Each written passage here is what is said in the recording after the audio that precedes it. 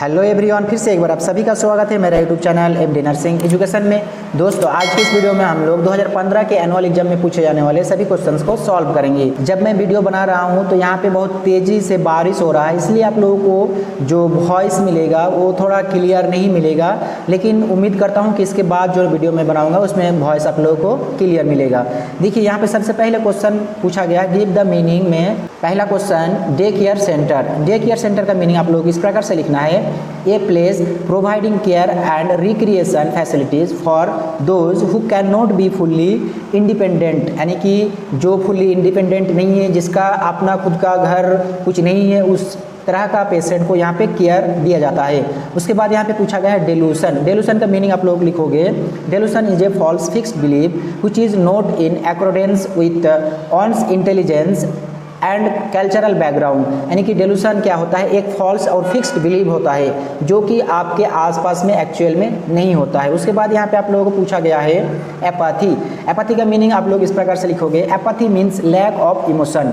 Emotion की कमी के वजह से जो कंडीशन होता है उसी को आपका एपैथी कहा जाता है। उसके बाद पूछा है सुसाइड। सुसाइड का मीनिंग आप लोग इस प्रकार से लिखोगे, द एक्ट और an instance of taking one's own life voluntarily and intentionally, यानी कि कोई व्यक्ति जब अपना लाइफ खुद से लेता है, खुद से अपना जान देता है, तो उस कंडीशन को सुसाइड कहा जाता है। तो इसका मीनिंग सबसे बेहतर ये वाला होगा, it is the act of intentionally causing one's own death, यानी कि ये एक एक्ट है जो इंटरनेशनली इसे वैल्यू दिया जाता है।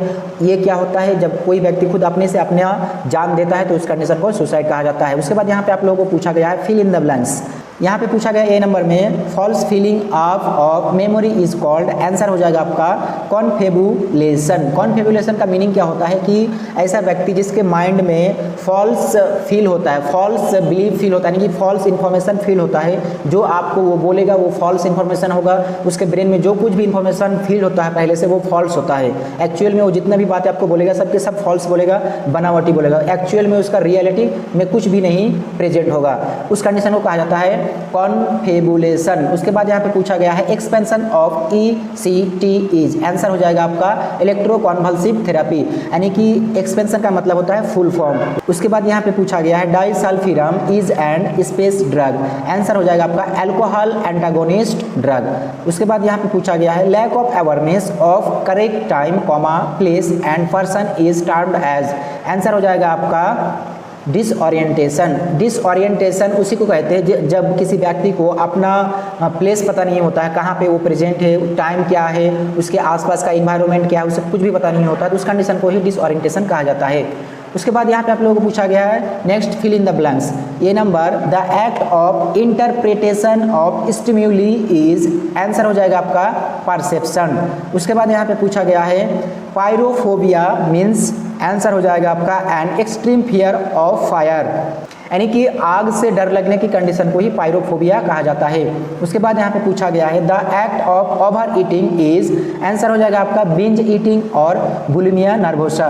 उसके बाद यहाँ पे आप लोगों को पूछा गया है ट्रू एंड फॉल्स। पहला क्वेश्चन है psycho analysis is a form of psychotherapy developed by John B Watson, answer हो जाएगा आपका फॉल्स। उसके बाद यहाँ पे पूछा गया है autistic thinking is one of the most classical features of schizophrenia, answer हो जाएगा आपका ट्रू।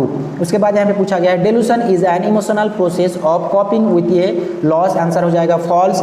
उसके बाद यहाँ पे पूछा है mistrust and stubborn character are seen in paranoid personality, answer हो जाएगा आपका ट्रू। उसके बाद यहाँ पे आप लोगों को दिखाया गया है 2015 का सप्लीमेंट्री क्वेश्चन पेपर। तो दोस्तों, आज की वीडियो में बस इतना ही। नेक्स्ट वीडियो में हम लोग एक एक करके 2015 के सप्ली में पूछे जाने वाले क्वेश्चन पेपर को सॉल्व करेंगे।